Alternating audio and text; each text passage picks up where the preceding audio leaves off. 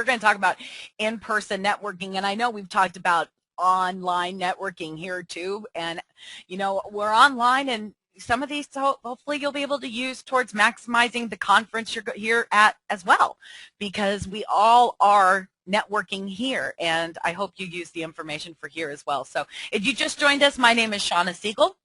I'm the CEO of One Choice for Your Store, the host of Ecom Experts on Webmaster Radio, and I love education. I absolutely love education. Education is power.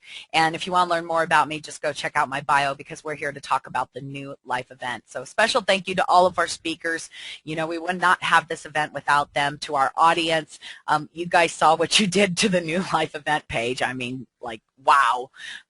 Wow, wow, wow. I don't even think I could create a percentage amount for that. I'm sure my mother could, because she's great with numbers, but you guys are doing an amazing job. So please keep it up, spread the word. Let's keep it going all weekend long, and we're going to keep giving out these really great prizes. So don't forget our grand prizes as well, and you are a winner just by being here, because you are getting all this amazing education, and all you have to give is your time. That's all you have to give, and you're getting this education. So we are giving out these prizes, so make sure you go to twitter-winner.com, and you'll get all the information you need to start winning prizes. And somebody had asked, well, where do I get the t-shirt that says I survived the New Life event? Well, if you go there and just click on the store, it will take you right over.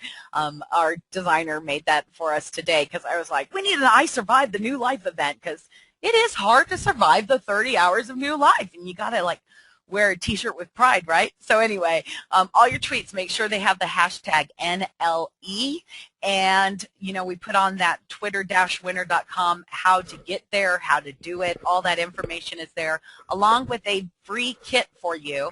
That's Twitter for Business kit. Got a coupon code. You can download that for free. It's all kinds of education on using Twitter, so make sure you download that too.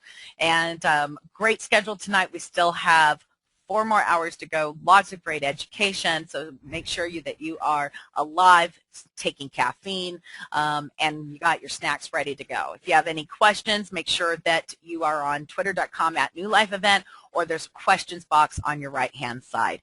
All right, I am going to pass over the controls, and hey, oh, okay. Whew, my box moved on me, and it's not allowed to do, it's not allowed to do that. I have it in a specific spot every time. Allison, if you could, would you mind telling people a little bit about yourself? I certainly wouldn't mind doing that at all. Shall I show my screen while I do it? Absolutely, absolutely. All right, so there, are we official? I want to be sure technology-wise we're good there. Looks good.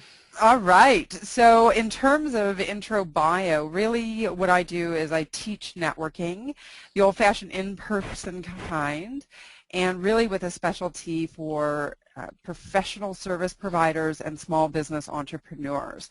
And so with that, I do a whole bunch of media and good stuff, and I wrote this fantastic book. You know, I just throw that in there that it's fantastic, but we'll let other people tell you if it is. And it's called Business Cards to Business Relationships. So it really is just about how to actually network, because you know, Shauna, everybody tells you you've got to get out there and network, but how do you actually do it? So today we're going to focus on really that conference piece, because more and more with social networking, you know, you're meeting a whole bunch of people before you get there virtually, and then all of a sudden people get into this room and it's like, okay, I'm here, now what? So we're really just going to look at this. We've only got a half an hour together, so I just thought maybe we'd go over 6 different steps, and I'm going to tell you what they are, and then we'll go through the rest of it. So it's really, there's a lot of preparation if you're going to go to an event that you want to be sure you're doing in order to maximize your return on investment.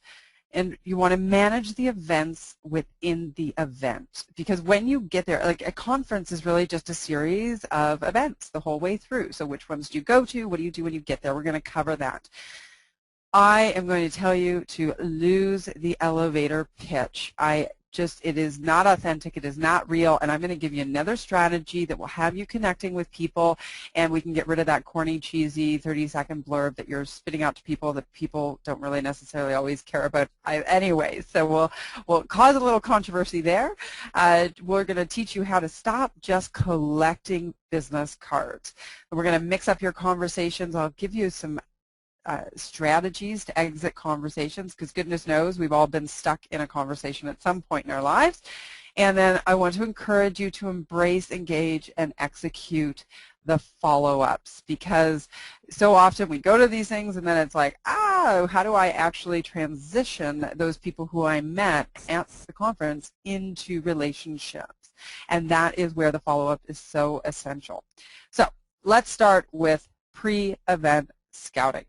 There are a whole bunch of questions here, and there are actually a whole bunch more. When I go in and I talk with a company and we're talking with people about this, I actually encourage them to do this for every event, because when you think about it, your time, it has a value on it. So if you are going to go to an event or into some sort of a conference, it doesn't matter, or if you're sitting in front of a client, you really have an hourly value and you want to be sure that you're making the most of it. And sometimes people, you know what, you may just choose to go to a conference because you want to have some fun. And if that's okay, if that's all you want to do, you want to go see some friends and have some fun and get away from the kids for a weekend and just maybe into a new city, then by all means, you know what, you don't necessarily have to do a lot of this work. But if you're a business owner, as I am, and you're going to invest sometimes upwards of, thousands of dollars to go fly somewhere, spend some time, then you want to be sure that you are doing all of this. So do some prep work. And I've highlighted in the bottom there the 5 sort of big questions. Why are you going to an event? What do you want to do when you're there? Who do you want to meet? Because sometimes there are key speakers, or there are other people who you already know or have an idea will be there, and you're looking for synergies in your company. You want to be sure that you've got a good understanding of where you're at in your life with your business and what the conference is going to accomplish. If you don't know that before you go in, you will not be able to tell if the conference was worthwhile, and therefore if you should go back again next year. So this really is, I went to a conference myself in December with a whole bunch of other professional speakers, and we were sitting out for our very first sort of get together, and we were having a nice, I guess it would have been lunch at that point in Montreal, and I asked everybody, I said, what is your goal for being here? Like, what do you want to get out of it? And nobody had actually identified that. So by the end of the lunch, we'd identified it, and then at the end of the conference, we could all say, yes, I got what I wanted out of it. So the next piece, I'm actually going to see, I think there is a way to draw managing the event within an event. So this is, just imagine that this is a great big room that you're walking into. So you've got here a door. What's the first thing you're going to do? You're going to walk in and you're going to go, look for the bar. Now, I can't get any feedback on where you would go, but I'm going to assume most people will go to the bar, because that is our natural comfort zone when you walk into a room. Now, at a conference, actually, the first thing you're going to do is register. So this is actually the events within the event. So let's say they're having the cocktail party the night before the, before the big gala, say. So that's our setting. So normally you would walk in the door, you walk into the event, you go to the bar, look for, then what do? You look for one of your friends who you've been talking with for most of the conference. So this is really typical that people will tend to clique together. And when you go to an event, you're really there to meet other people. So it makes sometimes no sense why people will go to an event or a conference and they'll spend the whole time with the person or the buddy who they came with. And again, going back to the what is your objective, if you're going into that conference to make money, to meet people, to create synergies, to create long-lasting new relationships, then you're really going to need to be forcing yourself to get out of the comfort zone. So here we are. So we're to the bar, we look for a friend who we already know, we have a nice little conversation together. Hello, how are you? Are you still having a good time? Well, you were having a good time at lunch today. Are you still having a good time now? Yes, I am. Oh, they've called us for dinner. And then you get over here and then go and you sit down at the dinner and you sit right beside your little networking buddy there, and you spend the whole night going, oh my gosh, this is such great dinner, or oh my goodness, it isn't. Oh, should we get another glass of wine? Yeah, let's do that. And then you go and out after the end of the night, you go out and usually go to sit in the bar, maybe if you're at a conference where the hotel is, and everybody sits there and you're having the same conversation. So this is a perfect example, maybe a little bit of an exaggeration, but probably not far off from what most people do when they're in an event that should be a networking event. So a couple things here. I'm going to encourage you when you go in, yes, absolutely feel free to go get yourself a drink, alcoholic, non-alcoholic, that's not the point, it's just something in your hand. Then I want you to consider going, yeah, sure, if you want to talk with somebody who you know, as long as you and your networking buddy have decided that you are going to support and encourage each other in the art of networking, which means that the two of you, when you're talking with each other, there's usually somebody else in the middle so that you're creating another relationship.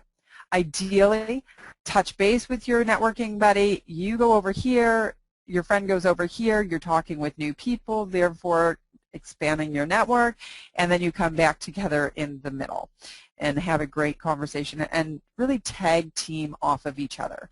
Now, the other thing that I'm going to encourage you to do from now on, whatever kind of an event you are in, is to actually head, with your buddy or not, stand in the middle of the room. Stand in the middle of what I like to call the event energy. Event energy is where you're going to naturally meet people. If you are standing over here on the wall and you get stuck in a conversation, you are not going anywhere, because there's nobody from over here who's going to look over and go, oh, look, there's Shauna over there, and she's been stuck in that conversation forever with Melissa, and on and on and on, and I better go over and save her and get myself stuck so Shauna can come out here and network. It just doesn't work that way. So what you want to do is just stand in the middle, and I guarantee you, if you just change that with networking events, you will meet more people. And I put it to the test many a time. So I encourage you to do that. Event flow, and really the opportunity to connect with event is at the beginning. Like if you're looking to meet the leadership of a conference, try to get there the night before it starts, because they're all there.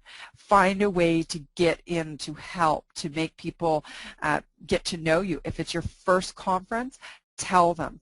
Talk to the leadership and say, hey, listen, I want to really make this worthwhile. There's some people who I'd like to meet. Would you be willing to introduce me and have conversation? Again, in any event, it can clear out this whole little magic red dot there is the what I call the bolt to the door. And I encourage you, don't just leave when the event is done, the events within the event. Go have the cocktail afterwards. I know events or conferences are exhausting. There comes a point when you just want to go to your room and sleep. But you want to be sure that you, at the prime times, are meeting and seeing and connecting with people. So really important to manage your event flow. The third thing I talked about at the beginning, the lose your elevator pitch and get real. The elevator pitch, oopsie daisy, I just hit something. I hope I'm okay. I didn't, hold on, go there. The elevator pitch, oh gosh, this did it last time. Stop, hold on. Okay, folks, you know what? If this YouTube video is the stupidest YouTube video ever, please don't watch it. I can't get it out. There it goes. I've got to get that off of that. Anyway, so sorry. Did the exact same thing last time. My fault. It didn't. There we go. Okay, elevator pitch. There we go. We're going to Stop it. The elevator pitch is when, and I'm sure most of you are familiar with it, it talks about when somebody asks you the question, what do? You come up with a really intelligent, kind of cool answer that has a whole bunch of adjectives drawn together, and it just, this is what I do. Here's the thing. What do you do is not the same question as, what is your value proposition? What benefit could you bring to me? Hey, we've just met a minute ago, and I'm going to ask you the question, what do you do? And really what I'm trying to say to you is, what do you have to sell me? It's not the same thing. So what do you do is really a question that people ask at events because they don't know what else to ask. And in North American culture, there are two questions you're going to get asked. What do you do, and do you have a business card? And both of them I'm going to encourage you to have a proper answer to. So lose the elevator pitch. So I thought, well, okay, people are going to ask you, what do you do? So how do you answer this? But not to make it a sales pitch, but to actually engage someone in conversation around what it is that you do so that you can actually leave the room with some potential clients or people who are interested in you and your actual work. People will connect with you as an individual and with what you do as a secondary connection. It's not, there is nothing, I have never yet heard, and I work with a lot of financial advisors who are often encouraged to come up with something really fancy, or accountants, because they think that if they just say they're an accountant, that people are going to be like, oh, bored. Or if they say they're an investment advisor, or that if they sell insurance, then they're going to get their back up against the wall. But the reality is that that's what they do. So part of networking, there are two elements to it: connection and education.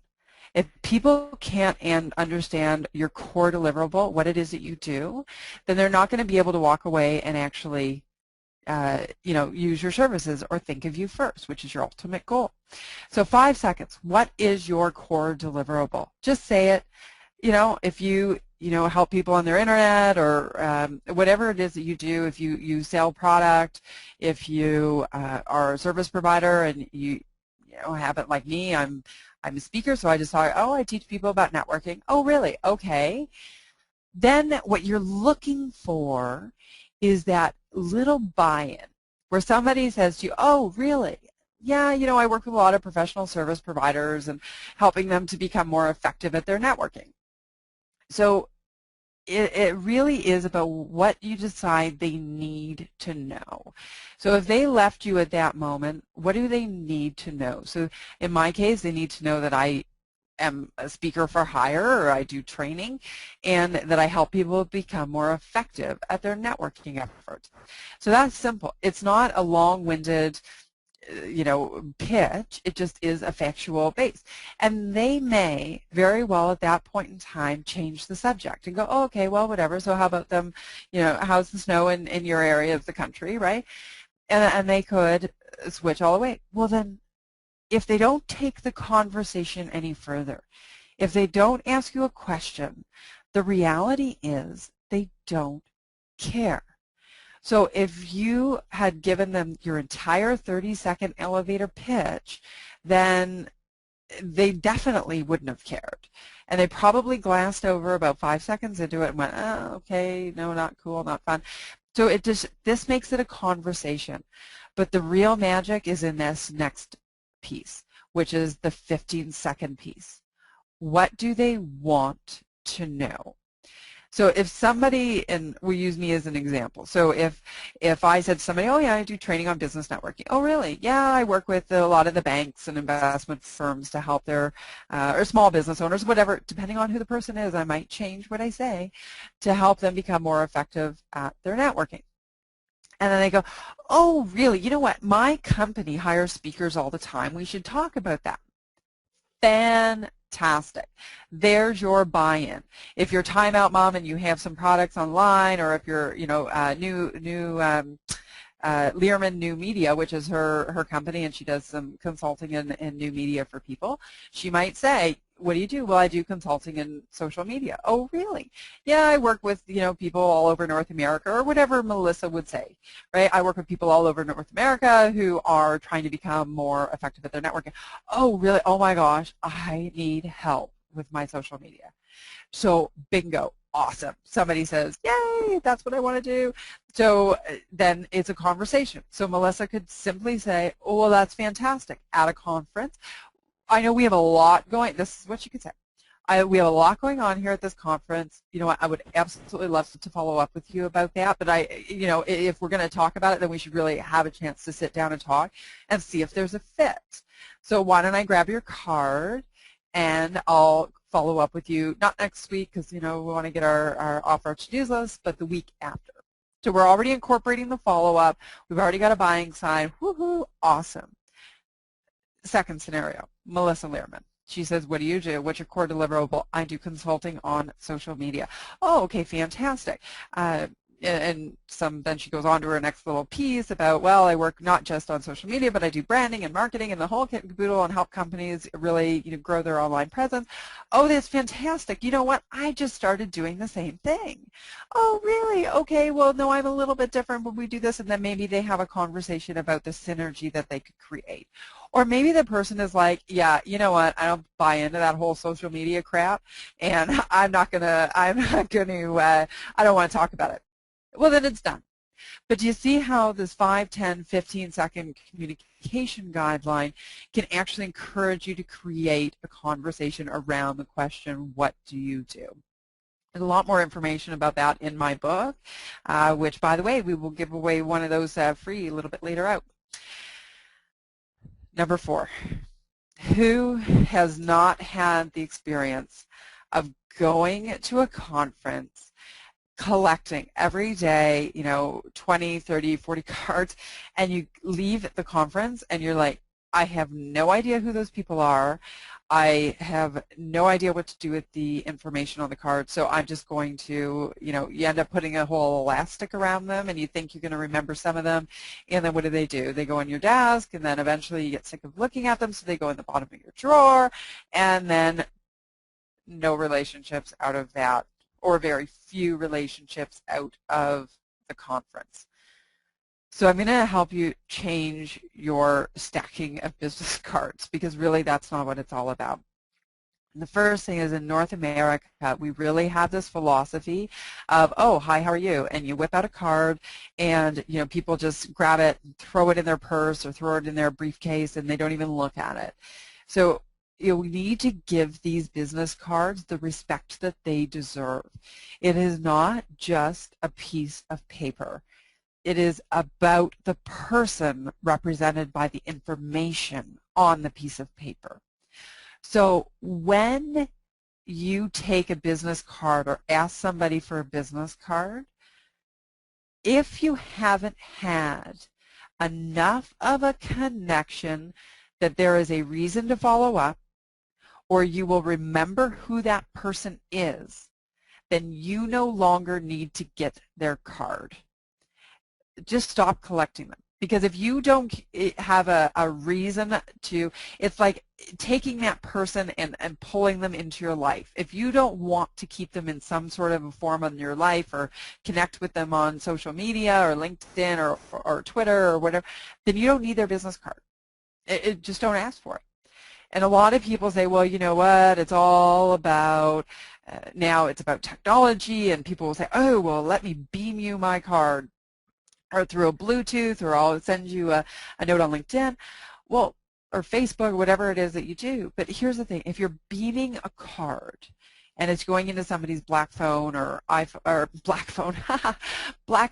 or iPhone, then what happens is you just get lost in the shuffle, and somebody's not going to go back and go through the thousands of contacts that they have in their BlackBerry to go, oh, now who was that person who I met at the conference? Whereas the actual piece of paper is there, and it's going to be in their hands on the desk and helping you to become, to be a reference point for you to remember who that person is. So you only grab cards of people who you actually have a connection with. The next step is to, at the end of each day of the conference, gather all of the cards, sit down in your hotel room and just say, okay, who was that person who I met? Oh yes, well, she does social media and marketing and branding. I really need to talk with her because, she might be a very good help to me to help me with this. And I really liked her, and, she likes, horseback riding or something. And I was going to ask her about, X, Y, and Z with the horses or something if Shauna. So you actually write little notes that can help you remember who those people were. Then when you get back, and you might even consider prioritizing the contacts. So one might be, oh, they asked me to go on my e-blast letter, so I'll put a number 3, like in terms of that's the pile, or an ABC, or just to keep it really simple. Or number 1, it was, oh, that's somebody who wanted to hire me as a potential to see if there was a fit, so you put that in a separate pile. And then you can prioritize them, so at the end of a 3 or 4 day conference, you have 3 different piles of priority level when you get back into your office. These are the people I need to follow up with, these are the ones that I should, and these are the ones that I need to add to a big list. It really is an inexpensive way to be very, very effective at contacting. If you do not have a business card to give to somebody, they will not know how to reach you. Because in the hundreds of people who are at a conference, if you don't have a card to give them, there's no way they're going to remember you, likely, I shouldn't say no way, depending on the situation, over somebody else. So definitely be doing that. Mix up your conversations. I think we're okay for time. Yep, we're good. This goes back to the whole piece around comfort zone. Especially if it's a group that tends to meet year after year after year after year, then people are really excited about going back and meeting their friends and connecting, which is great. But if there are new people coming to the conference, or if your goal is to grow your network, then you actually need to be meeting and talking with new people. You can't just, be in that clique. And if you think about it, people go to an event to meet new people. They didn't go there so that they can sit in the sidelines and not talk with anybody. If they wanted to do that, they would have stayed home. So there's a lot of value in this networking, and sometimes we just have to go up to somebody and say, hi, how are you? Oh, good, good. And take the conversation somewhere more exciting than just good, good, busy, busy. Oh, yeah, you enjoying the conference? Yeah, fun, fun, fun. We want to take the conversations deeper, but we don't have enough time to get into how to do that, but it is really important. So lose the cliques. If you are talking with your best friend at a conference, or if you are talking with your power circle of these are the important people who you see at the conference, you don't know who the important people are. There is no such thing as the important versus they're a priority contact, but everybody has value. And unless you are interacting with different people and making people feel welcome and that you're valuing their time and having a conversation, you won't know who you click with unless you get rid of the cliques, because it's a really expensive way to spend time with 4 or 5 different people without really doing it. Open yourself up to others. Oh, and I always get asked, how do you get out of a conversation? And we've all been there. You get stuck, and it's not necessarily that you don't like the person. Sometimes you really do like the person, but it's just that you need to, you can't spend the all day. You're like, Allison said 3 to 8 minutes of talking with each person at the cocktail party, and maybe a lunch with this person, and then you can't spend the rest of the conference with them. You have to change it up if you want to make it effective. So there are 3 ways to exit a conversation. There is a verbal disengage, the third-party introduction, and the gotta go technique. So let's go through them. The verbal disengage. Same as you would get off the telephone, where you change your tone of your voice, and you start to say things like, okay, well, listen, it was great to talk with you. Well, you do the exact same thing in person. So you look at your you say, okay, it's time for us to go. Well, then you would say something like, hey, do you have a business card? If you've connected enough that you really do want to know who that person is, then asking them for a business card is a great way to end the conversation. Because if you've had a great conversation, you think, oh, hey, you know what, I'd love to chat with you more about that. Do you have a business card? And then they're like, yeah, I do. Okay, well, that's great. Thanks. I'll give you a call. All of a sudden, you've changed and you can move off to the next person. Another verbal disengage is just simply, I'm so glad we had a chance to chat. I hope you enjoy the conference. Like most people, when you're feeling stuck in a conversation, quite frankly, the other person is often feeling the same way. So having a simple closing line. I think the worst closing line, though, is really telling people, you know what, I got to go network with other people. Or I think, because it's all about how you make people feel. So yes, you can say network with other people, but you want to do it in a way to say, you know what, I'm so glad we had a chance to chat. I'm sure you have so many other people you'd like to talk with. I'm glad I have your card. We can certainly chat again, and hopefully I'll see you around the conference. So that's just, be prepared. It's not being rude to close a conversation. It's actually being rude to keep it going on too long, or to monopolize somebody's time, or take up an entire break at the conference. The third-party introduction is a great, it really is just the natural flow that happens on the mingling dance floor, is what I like to call it, the little mingle dance. And all you do is you just use your body language. If you have really, really good conversations with people where you've created a bit of a bubble around the two of you, and it's just really engaged and intense, it's fantastic. Well, if you let your body just sort of open up from that and sort of welcome and turn your hip out and your shoulders out, and you're standing in the event energy, then you just open up and you allow somebody else to come in. You make eye contact with that person, and you say, oh, hi, how are you? Have you met? And if you've, forgotten their names, it's a great way to do it. You just say, now, have you two met? Oh, yeah, we've met, da-da-da. Or no, they haven't. Then they introduce each other. And if they don't, then, no big deal. They still haven't met. They're adults. They can figure that out. Not your responsibility. So you just introduce them and get them talking. Once they've established some sort of a flow in a conversation, let them go, and you just turn around and sort of start talking to the next person. It's fantastic. You do not have to, interrupt the conversation to say, okay, I'm going to go over here, but you can just sort of change your flow, let them go, and then you're over here. Perfect. The third is the one that we've all used, and it's the gotta go technique. When I first started my company way back when, I guess 5 years ago now, I was meeting with one of my mentors who's a big burly guy. He's in his 50s, he's a developer, and he said, Allie, I get all this strategy and development, all that kind of stuff. He said, but what I need to know is, how do I get out of a conversation? The only thing I can ever think to say is, I got to go to the bathroom. And it was funny because this guy, I always saw him on the way to and from the bathroom at the convention center where a lot of our events happen in London here. And he would be, and he still does it to this day, where he is in a conversation. He's like, you know what, I got to go to the bathroom, and he leaves. And it's like, just, I always thought, does he have a bladder problem? Anyway, so the gotta go technique, it does work. It's very effective.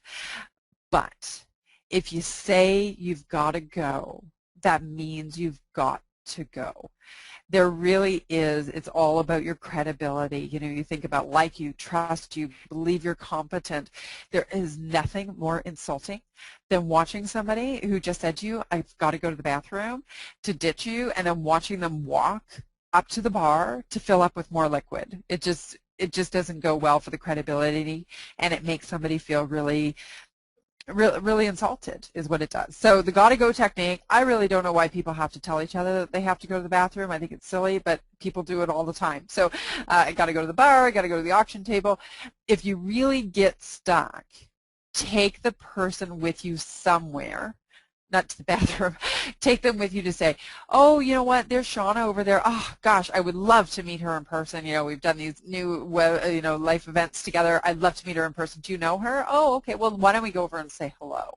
And then if you really are stuck with somebody, you can take them over. It's a form of a third party with a gotta go. and then the two of you can sort of, maybe the conversation, and it will just naturally disperse. So there you go for that. Managing the follow-ups. Really, you need to embrace them, and we're all told we need to follow up, and so many people don't follow up. I can't tell you how many times I have talked to people at conferences or talked to them at events, and they've said, oh, and I've said, oh my gosh, your services sound awesome. I would love to find out more about that. Like an absolute red flag, priority, follow-up. She's interested in my services. I could sell her something, and they never call or they never follow up. So, we're all guilty of it, because when you leave a conference, what happens? You go back to your regular life, your regular to-do list. You're busy, you're trying to get the kids figured out and all that kind of stuff. It just goes right into real life. So do the follow-ups if you can before you leave the conference. And the best and the easiest follow-ups are the ones that are expected. So basically what that means is that when you are talking with someone, you want to plant the seed for follow-up at that point. When you remember back to our 5, 10, 15 conversation, if somebody has self-identified as being interested in your services, then what you want to do is say, you know what, I will definitely give you a call. And like I said, I always choose not next week, the week after, because it's more realistic. So I'll say, and then I will definitely give you a call, or I'll send you an email, or I'll Facebook you, or tweet you, or whatever it is that you've promised to do. So you want to be sure that you execute that as promised. So a great way to do it is when you do get their business card, you want to, what I like to do is do like a little dog ear as you take it, and just kind of maybe ruffle the corner of the business card, because then I'm going to put it into my purse while I'm chatting. At the end of the night, I will pull all those cards out, go through them, write notes, but I'll notice on the edge of a business card that it's been sort of folded over a bit, which means, there's a priority follow-up. For some reason, I promised that person I would follow up with them. You don't have to follow up with everyone. Same as you don't have to get everybody's business card. If you leave a conference with 5 quality contacts of people who you genuinely connect with, who you would like to develop a relationship with, then you have sort of those become your priority. There are other people who may become, like I said, that B pile of, you know what, I like them, we sort of click, but there's no real identified reason for connection at this point, but maybe you just give them a simple follow-up, and I can't wait to see you at the next conference. Flag them in your Outlook or however it is that you manage your contacts, so that when you're going back to the conference the next year, you can say to them, oh, you know what, we met last year and I'm going back this year. Hope you are too. Look forward to seeing you then. Maybe we can grab a coffee while we're there. And then that way, over the long haul, sort of those B contacts become relationships or people who you do, in fact, remember. And then this A category, whatever the conversation was, you can figure out how to execute those as promised. But just be sure that you do it. And manage the touch points. Relationships are not, they don't get created at a hi, how are you introduction. They get created when you are in the trenches, doing, developing, sharing. Over the long time, that trust barrier takes at least 5 to 6 months to start to come down when you first meet somebody. So don't expect it to happen overnight. There are going to be people who you absolutely click with, and you want to gravitate towards them and find ways to connect with them again. That's awesome.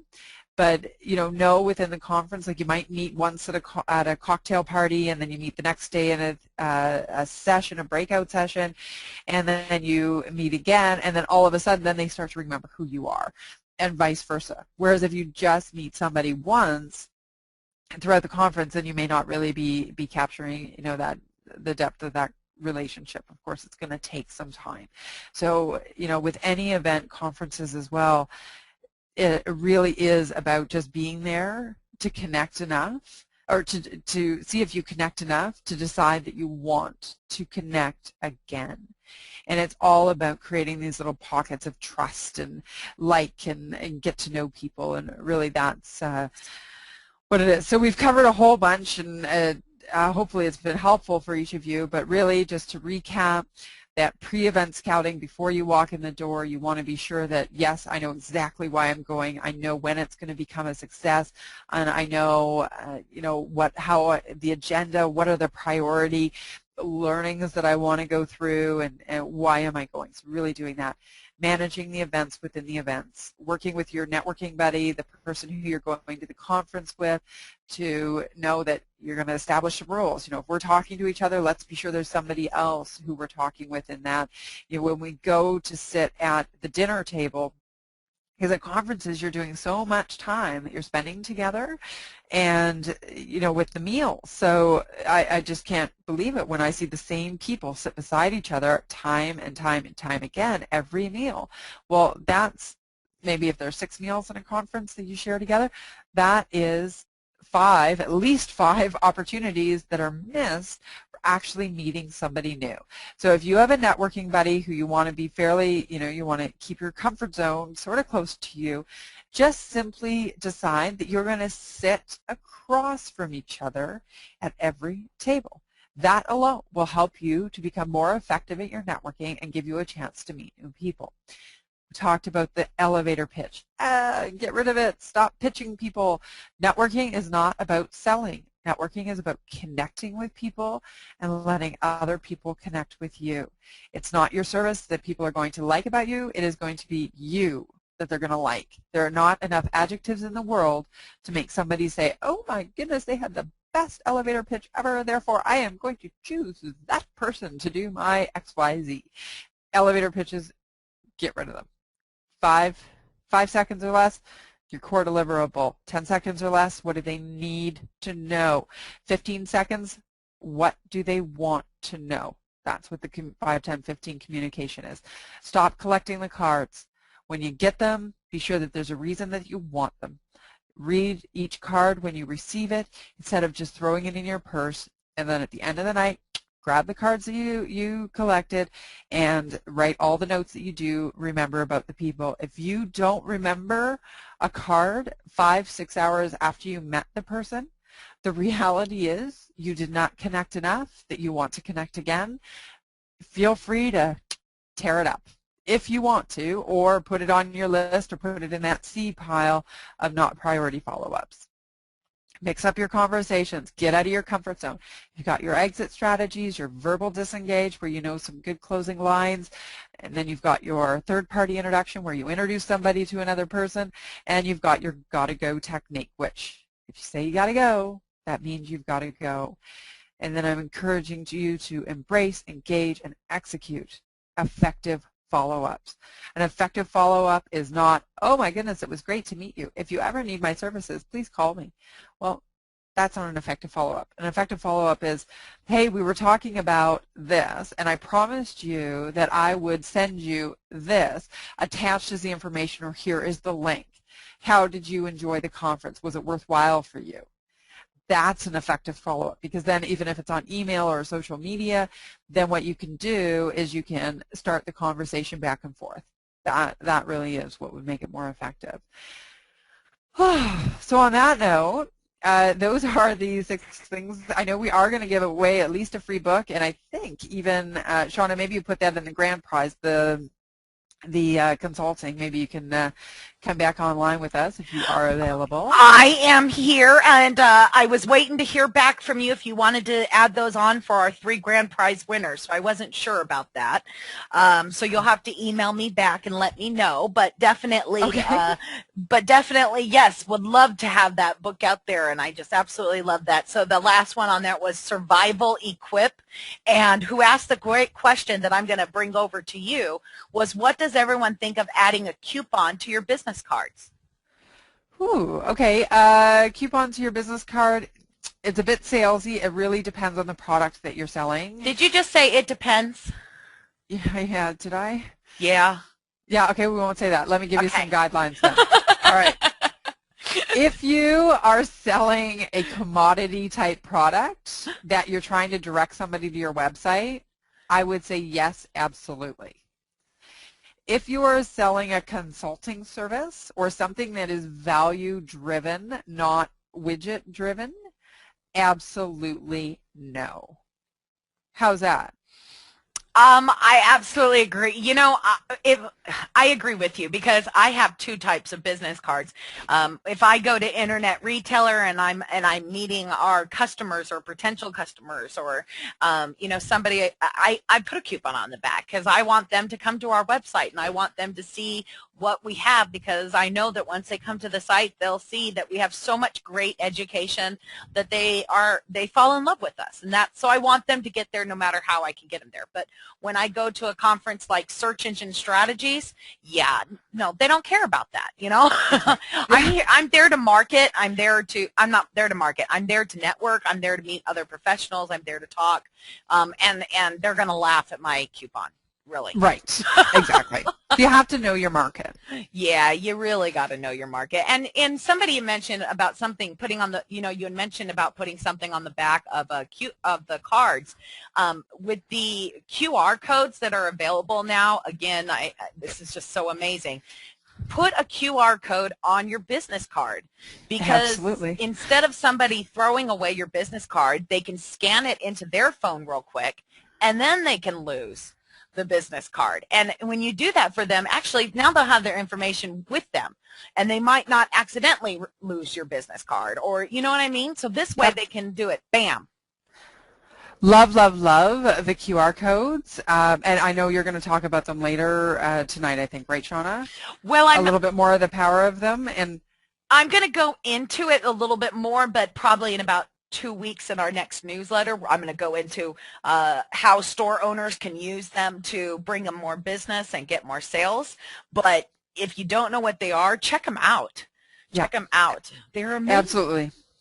Absolutely amazing. Such wonderful advice, and you're going to have to catch up with everybody on Twitter because they loved all of your advice and was like, wow, that's a good idea. That's a good idea. I didn't think about that.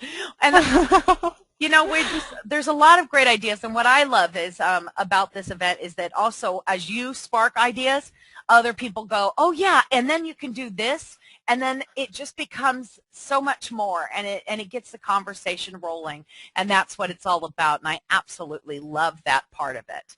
I love that. So thank you so much for being here, and congratulations to our winner. Make sure that you get in touch. And Allison, we'll clarify that up if you could email me, and we'll figure that all up. And because I'd love to have that. Trust me.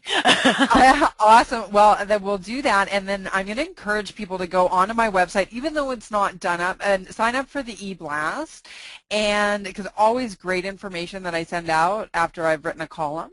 And we're going to do, and then they can see sort of some of the new things that Melissa threw in there for revamping it.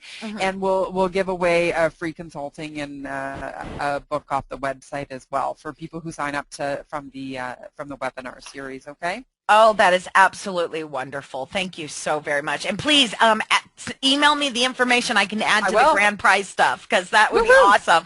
I'm so excited to add that. So there's one more prize for the grand prize winners, which, by the way, Wade wrote the most touching, most wonderful, most beautiful email to us, and I asked him if I could share, and I'm going to do that tonight after our 10 o'clock, after our 9 o'clock webinar is over, so that way everybody gets the education, and those that want to stay for this beautiful, touching story can hear it. So I'll be sharing that.